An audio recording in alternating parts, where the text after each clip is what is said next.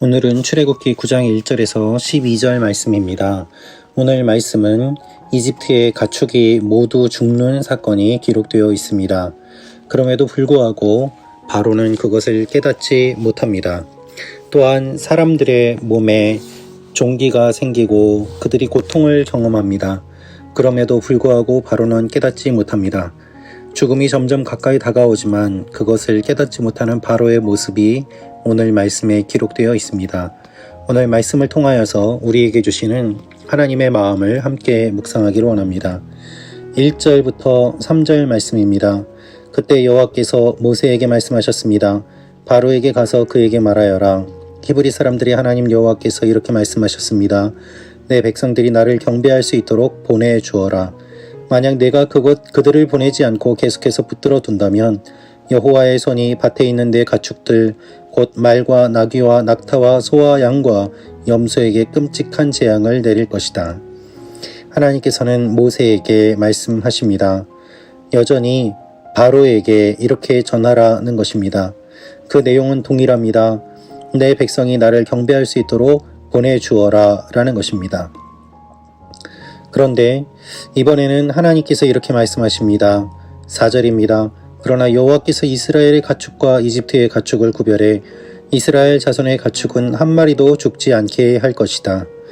그렇습니다. 이번에도 이스라엘 자손들의 가축과 이집트의 가축을 구별하실 것이라고 주님은 말씀하고 계십니다. 그래서 이집트의 가축만 모두 다 죽게 될 것을 말씀하고 있습니다. 이 본문에 기록되어 있는 말은 하나님께서 심각한 돌림병을 보내주실 것을 의미하고 있습니다. 이 심각한 돌림병 전염병으로 인해서 모든 가축이 죽임을 당할 것을 말씀하고 있는 것입니다. 그런데 바로는 그 가축들이 죽었음에도 불구하고 그의 마음이 강팍해져서 하나님의 말씀을 듣지 않습니다. 이스라엘 자손의 가축은 죽지 않았습니다. 오직 이집트의 가축들만 죽었습니다. 바로가 그것을 모두 다 조사해서 알게 되었습니다. 7절입니다. 바로가 사람들을 보내 조사해 보니 과연 이스라엘 자손의 가축은 단 한 마리도 죽지 않았습니다. 그러나 바로의 마음은 강팍해서 백성들을 보내주지 않았습니다. 여러분, 이상하지 않습니까? 조사해서 이스라엘 자손의 가축이 한 마리도 죽지 않은 것을 보았다면 바로의 마음은 오히려 하나님을 경외하고 하나님의 말씀에 순종하는 것이 당연해 보이지 않습니까? 그러나 바로의 마음은 강팍해져서 백성들을 보내주지 않았다고 되어 있습니다. 그 결과 또 다른 재앙을 경험하게 됩니다. 8절부터 9절 말씀입니다. 그러자 여호와께서 모세와 아론에게 말씀하셨습니다. 난로에서 재를 몇 움큼 가져다가 모세가 바로 앞에서 공중에 뿌리라. 그것이 온 이집트 땅에 미세한 흙먼지가 돼 이 땅 사람들과 가축들에게 곱는 종기가 나게 할 것이다. 그리고 하나님께서 말씀하신 그대로 이제는 종기가 나며 사람들이 그리고 가축들이 고통을 당하게 되었습니다.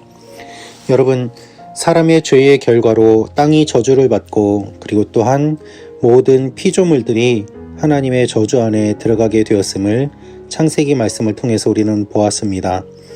그런데 오늘 말씀을 보면 바로 한 사람의 고집 때문에 그의 죄악 때문에 모든 사람들이 그리고 가축들이 고통받는 것들을 보게 됩니다.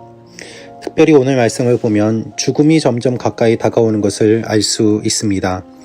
첫 번째 재앙은 물이 피가 되면서 나일강에 있는 모든 물고기들이 죽었습니다. 그리고 개구리도 죽어서 쌓였습니다. 그런데 이제는 가축들이 죽습니다. 더 나아가서 사람들의 몸에 종기가 나서 괴로움을 당하게 됩니다. 가축에서 인간으로 그 죽음이 점점 가까이 다가오는 것들을 우리는 본문 말씀을 통해서 보게 됩니다. 마침내 마지막 10번째 재앙은 이집트의 모든 장자들이 죽게 되는 일들이 일어날 것입니다. 그러나 이렇게 죽음이 가까이 다가오고 있음에도 불구하고 바로는 오히려 회개하지 아니하고 하나님 앞에서 마음이 강팍해져서 하나님의 말씀을 듣지 않는 모습을 보게 됩니다. 여러분, 우리의 삶은 어떻습니까? 우리도 바로와 같은 모습을 갖고 있지는 않습니까? 환경이 파괴된다고 말합니다. 자연이 파괴된다고 말합니다. 물고기들이 죽어갑니다. 그리고 숲이 사라지고 있습니다. 그럼에도 불구하고 우리는 정신을 차리지 못합니다. 그리고 사람들에게 병이 퍼지고 그리고 그 결과 수많은 사람들이 죽게 되는 지금 이 코로나의 상황과 환경과 현실 가운데서도 우리는 여전히 하나님의 뜻을 깨닫지 못하고 이것이 어떤 의미인지 분별하지 못한 채 우리 마음대로 각자 소견에 오른 대로 살아가고 있는 사람들이 또한 얼마나 많이 있습니까? 바로는 그 마음이 강팍해졌습니다. 그러나 하나님께서 원하시는 것은 순종하는 마음이었습니다. 우리가 살아가고 있는 이 시대도 마음이 더욱더 굳어지고 강팍해지는 사람들이 있습니다. 그러나 또한 하나님께서는 그 가운데서도 부드러운 마음으로 순종하는 사람들을 찾고 계십니다. 오늘 여러분은 어떠한 삶을 살기를 원하십니까? 죽음이 점점 가까이 다가오고 있음을 기억하며 하나님께 순종하는 삶을 살아가는 여러분과 제가 되기를 기도합니다. 기도하겠습니다.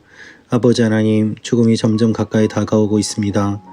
우리가 그것을 깨닫고 분별하며 영적으로 깨어 있어서 하나님의 말씀에 순종하며 살아가는 하나님의 사람들 되게 하여 주옵소서. 예수님의 이름으로 기도합니다. 아멘.